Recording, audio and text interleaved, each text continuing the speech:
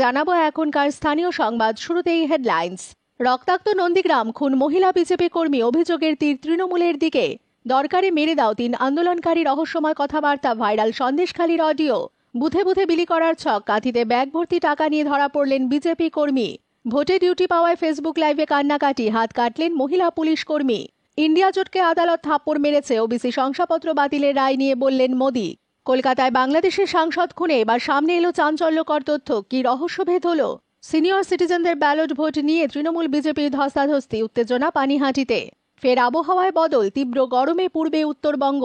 আসছি বিস্তারিত খবরে। ষষ্ঠ দফা ভোটের আগে রক্ত ঝরল নন্দীগ্রামে, প্রাণ গেল এক মহিলা বিজেপি কর্মীর, জখম আরও অন্তত 8 জন। অভিযোগ, গতকাল বুধবার গভীর রাতে সশস্ত্র বাইক বাহিনী হামলা চালায়। প্রতিবাদে নন্দীগ্রাম থানা ঘেরাও করে বিক্ষোভ দেখাচ্ছে বিজেপি নেতা কর্মীরা। পথ অবরোধ করা হয়েছে। 25 তারিখ ষষ্ঠ দফা ভোট বঙ্গে। ভোট গ্রহণ হবে তমলুক লোকসভা কেন্দ্রেও। নির্বাচনের 3 দিন আগে উত্তপ্ত হয়ে উঠল অভিজিৎ গঙ্গোপাধ্যায় বনাম দেবাংশু ভট্টাচার্যের কুরুক্ষেত্র। জানা গিয়েছে, ভোট প্রচারের শেষ লগ্নে সোনাচূড়ার মনসাপুকুর বাজার এলাকায় রাত পাহারা দিচ্ছিলেন বিজেপির কর্মী সমর্থকরা। সেই সময় গতকাল রাত 2টো নাগাদ সশস্ত্র বাইক বাহিনী ওই বিজেপি কর্মীদের ওপর চড়াও হয় বলে অভিযোগ। ধারালো অস্ত্রে এলোপাথারি কোপে রথিবালা আরি রক্তাক্ত হয়ে রাস্তায় লুটিয়ে পড়েন। মাকে বাঁচাতে গিয়ে গুরুতর জখম হন ছেলেও। সব মিলিয়ে প্রায় 8 জন আহত বলে খবর পেয়ে এলাকার বাসিন্দারা ছুটে এলে দুষ্কৃতীরা এলাকা ছেড়ে চম্পট দেয়। গ্রামবাসীরা আহতদের উদ্ধার করে নন্দীগ্রাম সুপার স্পেশালিটি হাসপাতালে নিয়ে গেলে চিকিৎসকরা মহিলাকে মৃত বলে ঘোষণা করেন। রথিবালার ছেলের অবস্থার অবনতি হওয়ায় তাকে কলকাতায় পাঠানো হয়। ঘটনা প্রসঙ্গে নন্দীগ্রামের বিজেপি নেতা মেঘনাথ পাল জানান, তৃণমূলের দুষ্কৃতীরা ভোটের মুখে এলাকাকে সন্ত্রস্ত করতে এই হামলা চালিয়েছে। তার অভিযোগ, রবিবারই নন্দীগ্রামে সভা করতে এসেছিলেন অভিষেক বন্দ্যোপাধ্যায়। তিনি বটি নিয়ে হামলার পরামর্শ দিয়েছিলেন। তার সভার কয়েক ঘন্টার মধ্যেই বিজেপি কর্মীদের ওপর যেভাবে ধারালো অস্ত্র দিয়ে হামলা চালানো হয়েছে তা নক্কারজনক। যদিও বিষয়টি নিয়ে তৃণমূল নেতৃত্বের প্রতিক্রিয়া মেলেনি। স্থানীয় নেতাকর্মীদের দাবি, বিজেপির গোষ্ঠী কোন্দলেই এই ঘটনা। এদিকে থানা ঘেরাও করে বিক্ষোভ দেখাচ্ছে বিজেপি নেতা কর্মীরা। রাস্তায় গাছ ফেলে আগুন জ্বালিয়ে বিক্ষোভে সামিল এলাকার বাসিন্দারাও।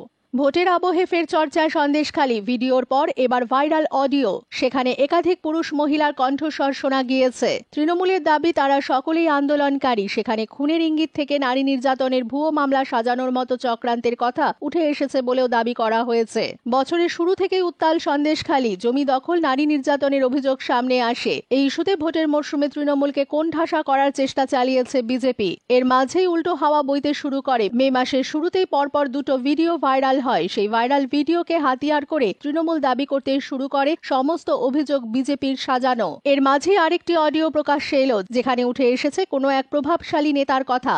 অডিওতে বলা হয়েছে, সেই দাদার নির্দেশ ছিল দরকার হলে কলা গাছ কেটে দাও, অর্থাৎ খুন করে দেওয়ার নির্দেশও ছিল। তবে এই কথাবার্তায় উল্লেখিত এই দাদাকে তা স্পষ্ট করে বলা নেই অডিওতে। পাশাপাশি কথাবার্তায় উঠে এসেছে বিজেপি প্রার্থী রেখা পাত্রের মুখে দাগ কি করে হলো সেই প্রশ্ন। অডিও বার্তায় বলা হয়েছে, কোনো এক দাদার নির্দেশে এটা নিয়ে নাটক হয়েছে।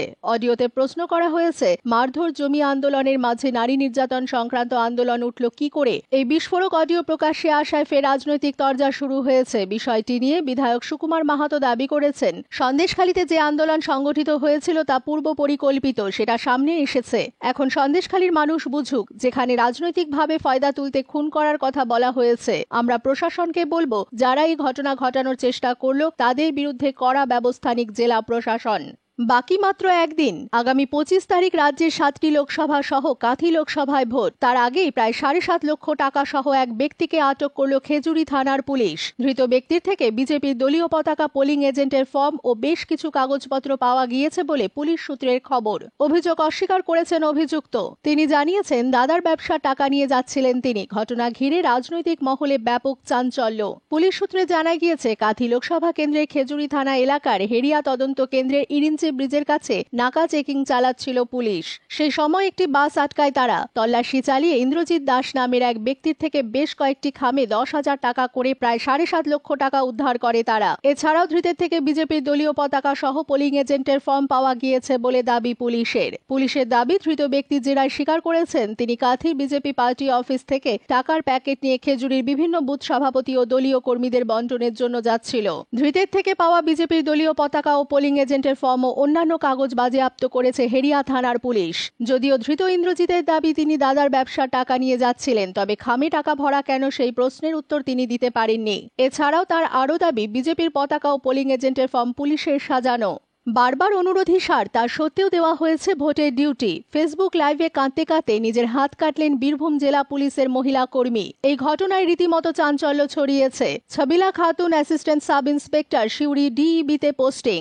বাঁকুড়ার ইন্দাসে তাকে ভোটের ডিউটি দেওয়া হয়। তার মায়ের শারীরিক অবস্থা ভালো নয়। তিনি স্বপ্নপুরী নামে একটি বৃদ্ধাশ্রমও চালান। সেই বৃদ্ধাশ্রমের এক আবাসিকও অত্যন্ত অসুস্থ। এমনই একাধিক কারণে ভোটের ডিউটি না দেওয়ার অনুরোধ করেন ওই পুলিশ কর্মী, তবে তাতে কোনো লাভ হয়নি। তা সত্ত্বেও বাঁকুড়ায় তাকে ভোটের ডিউটি দেওয়া হয়। প্রতিবাদে গতকাল বুধবার দুপুরে ফেসবুক লাইভ করেন। ক্ষোভের কথা জানান তিনি। অভিযোগ করেন উচ্চপদস্থ আধিকারিকদের কথা মেনে কাজ না করায় এবং স্বামী টাকা দিতে রাজি না হওয়ায় ভোটের ডিউটি দেওয়া হয়েছে। ফেসবুক লাইভের একেবারে শেষে হাত কাটেন। যদিও ফেসবুক লাইভে দেখা যায় এক মহিলা ছুটে এসে তার হাত থেকে ব্লেডটি কেড়ে নেন। এই ঘটনায় জেলা পুলিশ মহলে ব্যাপক চাঞ্চল্য ছড়িয়েছে। বীরভূম জেলা পুলিশ সুপার রাজনারায়ণ মুখোপাধ্যায় জানান, বিষয়টি আমাদের কানে এসেছে, আমরা তদন্ত করে দেখছি। জেলা পুলিশ সূত্রে খবর, ছবিলা খাতুনের পরিবর্তে আগে কাউকে পাঠানো হয়নি। বর্তমানে তিনি অসুস্থ হয়ে পড়ায় বিকল্প ব্যবস্থা করা হচ্ছে।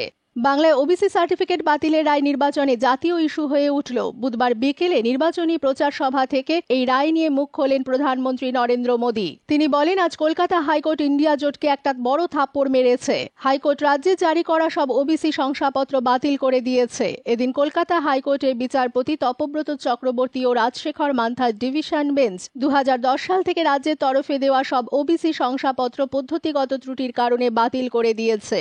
আদালত জানিয়ে দিয়েছে, West Bengal backward class commission act 1993 অনুযায়ী নতুন করে তালিকা বানিয়ে সেটা বিধানসভায় পেশ করে চূড়ান্ত অনুমোদন নিতে হবে। আর এই ইস্যুকে হাতে গরম লুফে নিয়েছে বিজেপি। প্রধানমন্ত্রী বলেন, পশ্চিমবঙ্গের সরকার ভোট ব্যাংকের জন্য যাচাই না করে মুসলিমদের ওবিসি সার্টিফিকেট দিয়ে দিয়েছে। এই ভোট ব্যাংকের রাজনীতি, তুষ্টিকরণের রাজনীতি সব সীমা ছাড়িয়ে যাচ্ছে। আজ আদালত থাপ্পড় মেরেছে। পশ্চিমবঙ্গ সরকারকে তোপ দাগলেও মোদির আসল লক্ষ্য ছিল ইন্ডিয়া জোটকে আক্রমণ করা। এর আগেও মোদি অভিযোগ করেছেন, কংগ্রেস তপশিলি জাতি উপজাতির প্রাপ্য সংরক্ষণ সংখ্যালঘুদের দিয়ে দিতে চাইছে। লোকসভা ভোটের আবহে বিজেপি সামনে তুলে এনেছে দেশের সম্পদের উপর মুসলিমদের প্রথম অধিকারের বিতর্ক। আজ সেই নিয়ে ইন্ডিয়া জোটকে তুলোধনা করেন মোদি। বলেন, এরাই বলে দেশের সম্পদের উপর প্রথম অধিকার মুসলিমদের। এরাই লাগাতার সরকারি জমি ওয়াকফ বোর্ডকে দিচ্ছে, পরিবর্তে ভোট চাইছে। গতকাল বুধবার নিউ টাউনে উদ্ধার করা হয় নিখোঁজ বাংলাদেশি সাংসদের মরদেহ। কলকাতাতেই খুন হন তিনি। বাংলাদেশে ধরা পড়া 3 জনই খুন করে সাংসদ আনোয়ারুল আজিমকে। দেহ লোপাটের দায়িত্ব ছিল অন্যদের, তারাও বাংলাদেশি বলে জানতে পেরেছে তদন্তকারীরা। বাংলাদেশে ধরা পড়া 3 জন গত 30 এপ্রিল নাগাদ কলকাতায় আসে। এক দালালির মাধ্যমে রেন্টালে ভাড়া করা ছিল গাড়ি। 30 এপ্রিল থেকে ভাড়ার ওই গাড়ি ব্যবহার করা শুরু করে বাংলাদেশি 3 আততায়ী। গাড়ির চালকের জেরায় মিলেছে এই তথ্য। খুনের কয়েকদিন আগে ওই গাড়িতে করে শহরের বিভিন্ন শপিং মল, রিটেল স্টোর সহ একাধিক জায়গায় ঘোরেন তারা। গত 13 তারিখ ওই গাড়িতে করে সাংসদকে বরানগর থেকে নিউ টাউনের ফ্ল্যাটে নিয়ে যায়। পরে 14 তারিখ আলাদা আলাদা টাইমে ওই ফ্ল্যাট থেকে বেরিয়ে গাড়িতে করে যায় 3 জন। তারপরই সম্ভবত বাংলাদেশে ফেরে ওই ত্রয়ী। গত 13 তারিখ নিউ টাউনের ওই ফ্ল্যাটে প্রথমে শ্বাসরোধ করে খুন করা হয়। এরপর সেই বডি টুকরো টুকরো করা হয়। 3 দিন ধরে সেই বডি পার্ট সরানো হয়। প্রথমে 14 তারিখ, 15 তারিখ ও 18 তারিখ ওই ফ্ল্যাটের ফ্রিজে রাখা হয়েছিল বডি পার্ট। তবে এই বডি পার্ট সরানোর দায়িত্ব যাদের ছিল তাদের এখনো কোনো খোঁজ পাওয়া যায়নি বলে পুলিশ সূত্রের খবর। তারাই জানে বডি কোথায় ফেলেছে তারা। ওই ফ্ল্যাট থেকে পুলিশ বেশ কিছু প্লাস্টিক ব্যাগ উদ্ধার করে। 13 তারিখ যে 3 জনের সঙ্গে ফ্ল্যাটে ঢুকেছিলেন সাংসদ, তাদের মধ্যে 2 জনকে 14 মে সকালে একটি ট্রলি ব্যাগ নিয়ে বেরোতে দেখা যায়। ওই দিন বিকেলের দিকে বেরিয়ে যান আরও একজন। সিসিটিভিতে ধরা পড়েছে সেই ছবি। কিন্তু ফ্ল্যাটে ঢুকতে দেখা গেলেও সাংসদকে বেরোতে দেখা যায়নি। পারিপার্শ্বিক এই তথ্য প্রমাণ থেকেই পুলিশ খুনের বিষয়টি নিশ্চিত হচ্ছে। কোথায় ফেলা হয়েছে দেহ? যারা দেহ লোপাট করে তারাও কি ওই গাড়ি ব্যবহার করে? এমন বহু প্রশ্নে মুখে কুলুপ গাড়ি চালকের। রাতভর তাকে দফায় দফায় জেরা করেন সিআইডির গোয়েন্দারা। 2024 সালে লোকসভা নির্বাচনে প্রবীণ নাগরিকদের বাড়িতে গিয়ে পোস্টাল ব্যালটের মাধ্যমে ভোট গ্রহণের ব্যবস্থা করেছে জাতীয় নির্বাচন কমিশন। এর ফলে উপকৃত হয়েছেন সারা দেশের প্রবীণ মানুষেরা, জানিয়ে কমিশনের প্রশংসায় পঞ্চমুখ হয়েছেন তারা। কিন্তু পোস্টাল ব্যালটের মাধ্যমে তাদের এই ভোটের ব্যবস্থা যে রাজনৈতিক দলগুলির মধ্যে ঝামেলা করার নতুন ইস্যু তৈরি করতে পারে তা নিয়ে মনে হয় কেউ কল্পনা করতে পারেননি। গতকাল বুধবার অকল্পনীয় সেই ঘটনা সাক্ষী হল উত্তর 24 পরগনার পানিহাটির বাসিন্দারা। প্রবীণ নাগরিকদের ব্যালট ভোট নিয়ে তীব্র উত্তেজনা তৈরি হলো সেখানে। ব্যালট ভোটকে কেন্দ্র করে তৃণমূল ও বিজেপি নেতা কর্মীদের ধস্তাধস্তির ফলে উত্তেজনা ছড়ালো পানিহাটি এলাকায়। কেন্দ্রীয় বাহিনীর সামনে সেক্টর অফিসারকে ঘিরে ধস্তাধস্তিতে জড়িয়ে পড়লেন যুযুধান দুই পক্ষের কর্মী সমর্থকরা। স্থানীয় সূত্রে জানা গিয়েছে, গতকাল বুধবার পানিহাটি পৌরসভা এলাকার অমরাবতী অঞ্চলে প্রবীণ নাগরিকদের বাড়ি বাড়ি গিয়ে পোস্টাল ভোটের মাধ্যমে ভোট গ্রহণ করছিলেন সেক্টর অফিসারের নেতৃত্বে প্রশাসনিক আধিকারিক। সেই সময় সিনিয়র সিটিজেনদের ব্যালট ভোট নিয়ে বেআইনি হচ্ছে বলে বিজেপির সঙ্গে বাগবিতণ্ডায় জড়িয়ে পড়েন তৃণমূলের স্থানীয় নেতা কর্মীরা।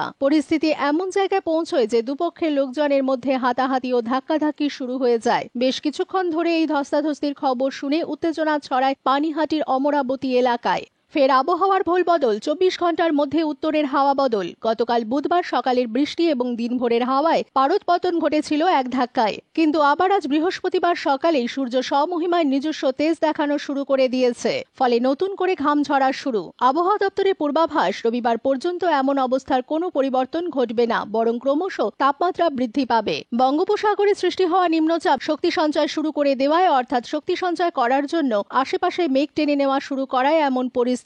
তবে রবিবারের পর রিটার্ন গিফট দেওয়া শুরু করবে প্রকৃতি। তাই সোমবার থেকে ফের বৃষ্টির সম্ভাবনা উত্তরবঙ্গে। নতুন করে শুরু হবে টানা কয়েকদিনের বৃষ্টি। সেই সুদিনের জন্য এখন উত্তরের দিন গোনা। আবহাওয়া দপ্তরের সিকিমের কেন্দ্রীয় অধিকর্তা গোপীনাথ রাহার বক্তব্য, সোমবার উত্তরবঙ্গের ওপর একটি নিম্নচাপ অক্ষরেখা তৈরি হয়ে বৃষ্টি নামাবে। তবে বজ্রগর্ভ মেঘ সৃষ্টির জন্য স্থানীয় স্তরে অনেক জায়গায় হালকা বৃষ্টি হতে পারে, তবে তাতে তাপমাত্রা কমার তেমন সম্ভাবনা নেই। এদিকে উত্তরবঙ্গ শুষ্ক থাকলেও নিম্নচাপ সৃষ্টি হওয়ায় গাঙ্গেয় পশ্চিমবঙ্গে বৃষ্টি হবে। মূলত উপকূলবর্তী জেলাগুলিতে প্রবল ঝড় বৃষ্টি হতে পারে। অন্যদিকে আজ বৃহস্পতিবার এবং শুক্রবার দক্ষিণবঙ্গের বেশিরভাগ জেলায় রয়েছে বজ্রবিদ্যুৎ সহ বৃষ্টিপাতের সম্ভাবনা।